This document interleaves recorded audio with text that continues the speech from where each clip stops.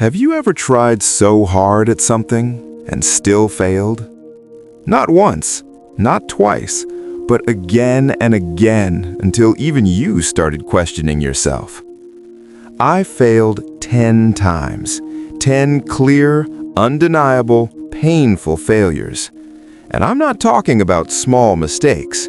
I'm talking about the kind of failures that make you stare at the ceiling at 2 a.m., wondering if you're just not good enough. But here's the strange part.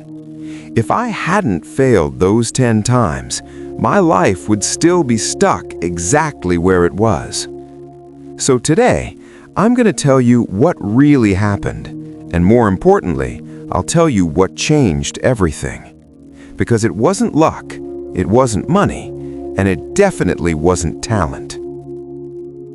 Failure number 1, excitement without direction. The first time I failed, I was full of motivation. I had big plans, big energy, and big dreams.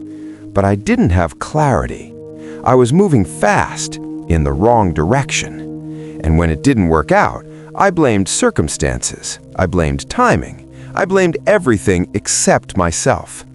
That was mistake number 1. Failure number 2, comparing myself to everyone else. The second failure hurt more.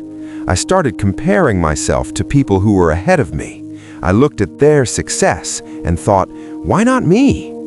Instead of focusing on improving, I focused on comparing, and comparison quietly killed my confidence.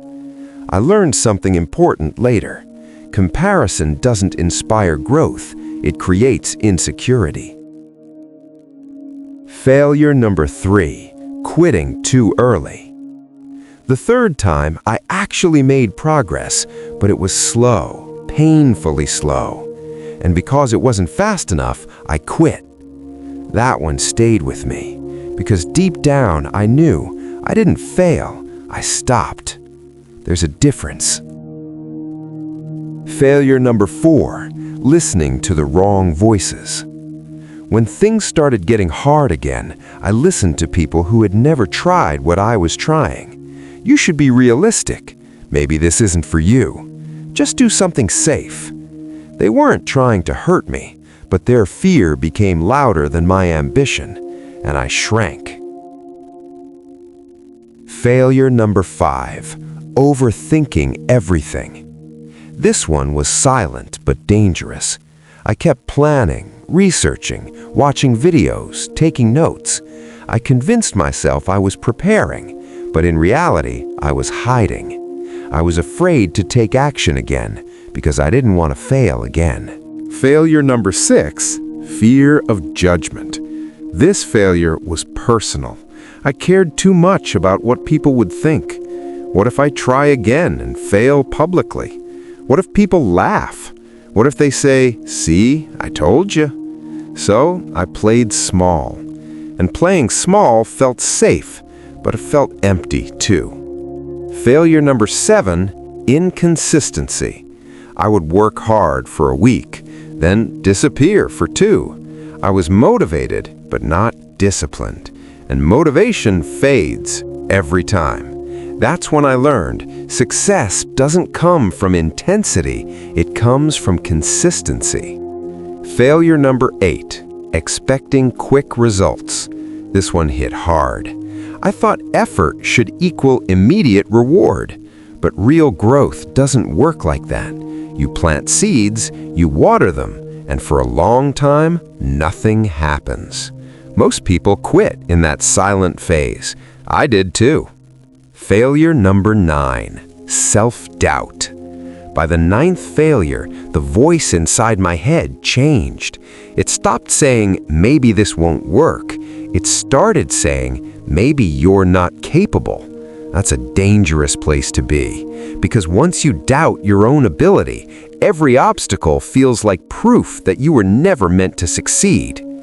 Failure number 10, losing belief. The 10th failure wasn't dramatic, it was quiet. I just felt tired. Tired of trying, tired of hoping, tired of starting over. And that's when something unexpected happened. I stopped chasing success and I started studying failure. The moment everything changed. One day, while scrolling, I came across a video titled "Why Failure is the Key to Success." I almost ignored it, but something made me click, and one sentence from that video hit me hard.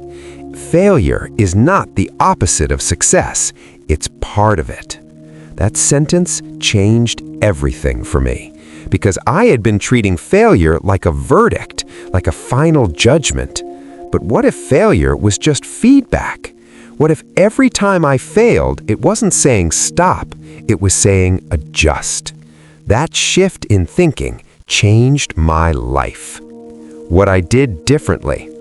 After that realization, I didn't magically succeed overnight, but I did 3 things differently. Number 1, I measured progress, not results. Instead of asking, did I succeed, I started asking, did I improve? Even 1% improvement mattered, and slowly, progress built confidence. Number 2, I focused on systems, not goals. Before, I was obsessed with outcomes. Now, I became obsessed with daily habits, small actions, repeated daily. That's when things started moving, not dramatically, but steadily. And steady is powerful. Number 3, I made failure my teacher. Every time something didn't work, I asked, what specifically failed? What can I fix? What will I try next? Failure stopped being emotional. It became informational. And that changed everything. The truth about those 10 failures. Looking back, I didn't fail 10 times. I learned 10 lessons. Each failure removed one weakness. Each mistake exposed one blind spot. Each setback made me stronger, sharper, and more disciplined. If I had succeeded on my first try, I wouldn't have developed resilience. I wouldn't have built patience. I wouldn't have built discipline. Failure built me. Why most people never reach their 11th attempt? Here's what I realized. Most people don't fail because they aren't capable. They fail because they stop at attempt number 3, or 4, or 5. They never reach the version of themselves that only appears after repeated failure. Success often hides behind persistence, but persistence only shows up when you stop seeing failure as an enemy. What changed my life? It wasn't a mentor. It wasn't money. It wasn't a lucky opportunity. It was this mindset shift. Failure is not proof that I can't do it. It's proof that I'm trying. And trying repeatedly is how growth happens. When I stopped being afraid of failing, I started taking smarter risks. When I stopped protecting my ego, I started improving faster. When I stopped quitting early, results slowly started showing up. And one day, I realized something surprising. I wasn't the same person who failed 10 times. I was stronger, calmer, more disciplined. And that version of me, that version was capable of success.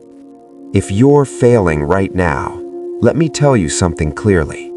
If you're on your 3rd attempt, keep going. If you're on your 7th attempt, keep going. If you're on your 10th attempt, you might be closer than you think. Don't let temporary failure convince you of permanent defeat. Adjust, improve, continue, because the only true failure is stopping completely. I failed 10 times, and I'm grateful for every single one of them, because without those failures, I would never have changed. And that change changed my life. If this message connected with you, take a moment to reflect on where you might be quitting too early. And if you want more real, honest conversations like this about growth, discipline, and building your next level, make sure you like this video and subscribe. This is Next Peak, and we'll keep climbing.